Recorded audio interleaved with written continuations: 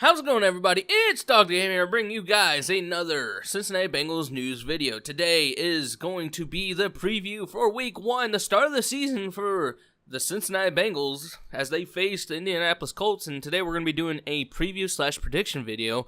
And hopefully I can get through this video without screwing up. I think this time, even if I ramble or mess something up, I'm just going to keep going because I've tried this like 30 times in a row.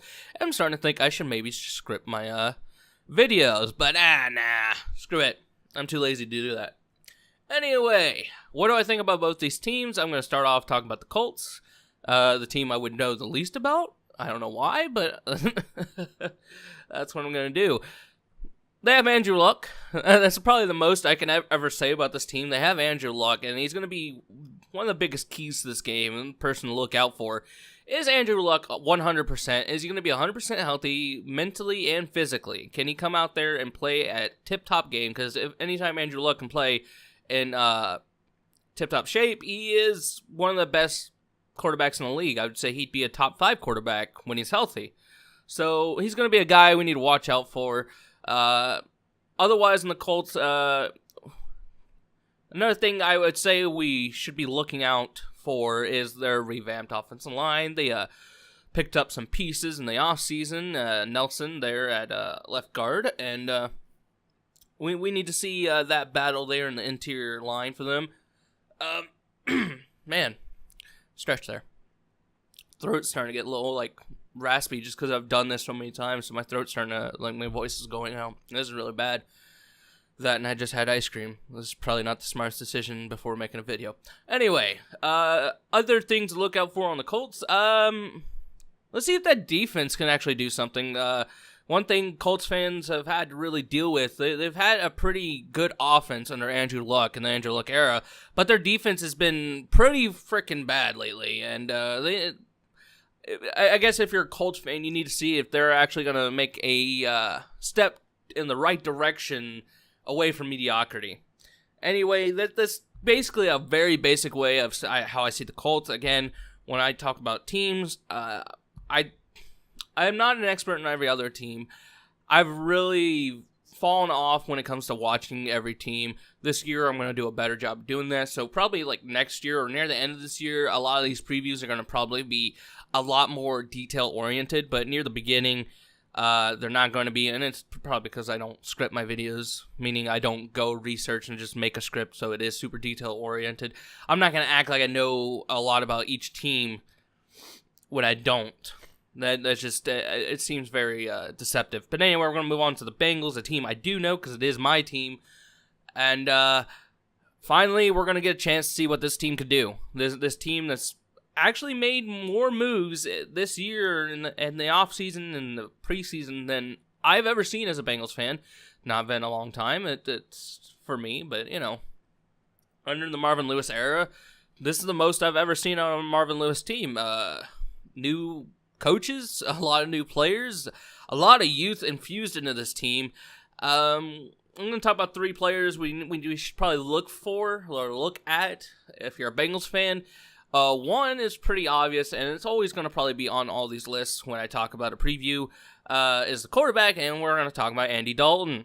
So, am I Andy Dalton hater, or am I an Andy Dalton apologist? I would say I'm neither. I think this guy can win you games, but he can also lose you games. Or a better way to describe it, he is a game manager. He'll never, take over. He's not a Tom Brady or an Aaron Rodgers or an Andrew Luck, for instance. You know, he can't go out there and throw 300, 400 yards every game. He can't take over a game. He also will not lose you a game in most instances, unless we're talking about very few points we've seen, that in playoff games. He won't go and throw 2 and 3 interceptions a game. You know, he's done pretty good in the last 3 to 4 years of taking care of the ball. His TD to interception ratio has been pretty decent, not great, the last couple years. So we need to see if Andy Dalton's ready to take that step to go back to form of his 2015 year, where he was in talks to possibly be the MVP before he went down in Week 13, if I remember correctly. It's that year kind of like I turned it off of my brain after that wild card loss, especially considering I was there in the stands when they lost to the Steelers. And God, just thinking about it now makes me sad. I'm probably gonna make a video about that eventually. Anyway, it was week 13 against Steelers. Dalton should never ever make a tackle again, or at least learn how to make a tackle.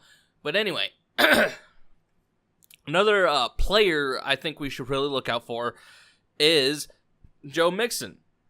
Mixon needs to make a step forward as well.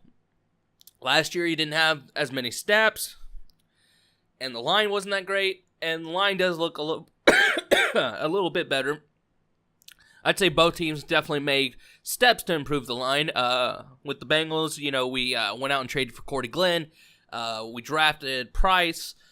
We picked up Bobby Hart, which I don't think that's really that much of an improvement, but we'll see. He's starting right tackle, and apparently Alex Redmond is going to be a starting right guard and not Westerman or Hopkins, which surprised me. But, we'll see what happens on Sunday, and I can definitely tell my voice is going out, and this is really horrible.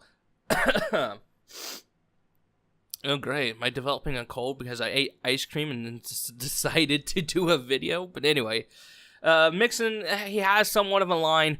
In the preseason, we didn't see much in terms of run blocking, but there was a few instances where we saw that Mixon was very hesitant when it came to hitting holes that were open, where Bernard would hit them like a beeline freight train, which it doesn't make sense. It should be completely opposite for these guys. While Mixon is definitely, he's got elusiveness and some speed and burst in his game,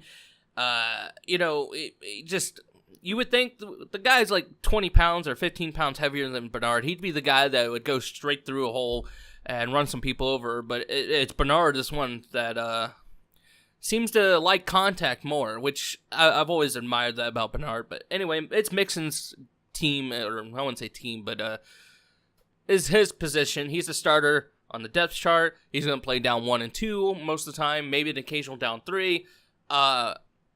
He needs to prove that he can actually step it up and take over, because a lot of our success this year is going to hinge on him, opening up that run game, or at very least capitalizing on what I think is going to be a very potent passing offense. We just have so many weapons. As long as everyone's healthy, I see this offense doing pretty well. But anyway, I'm kind of rambling, going back and forth between things.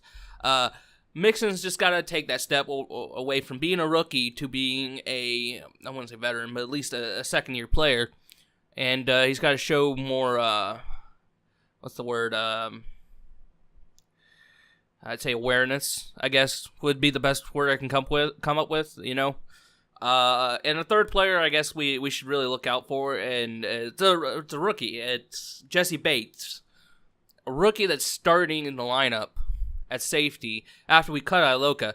Jesse Bates needs to prove that he's going to, perform better than Iloka, and I'd say live up to the standards of the reason why we drafted him, to be that Reggie Nelson type player and be a ball hawk in the secondary. And damn it, Cat, why do you always decide to be an asshole when I'm trying to make a video?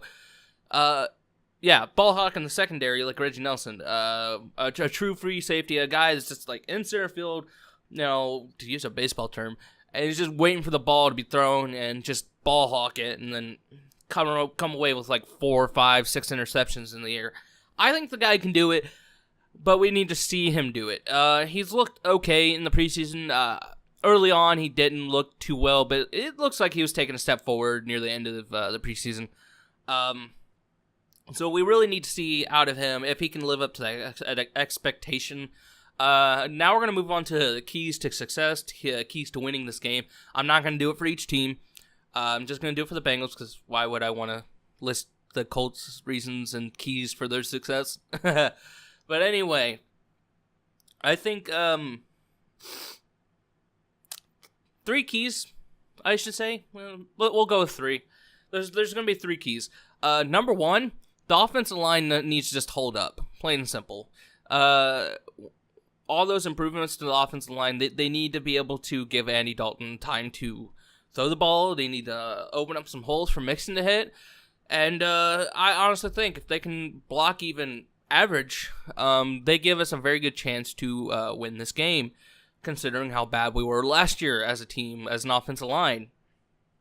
Number 2, we're just gonna move right on to the defensive line.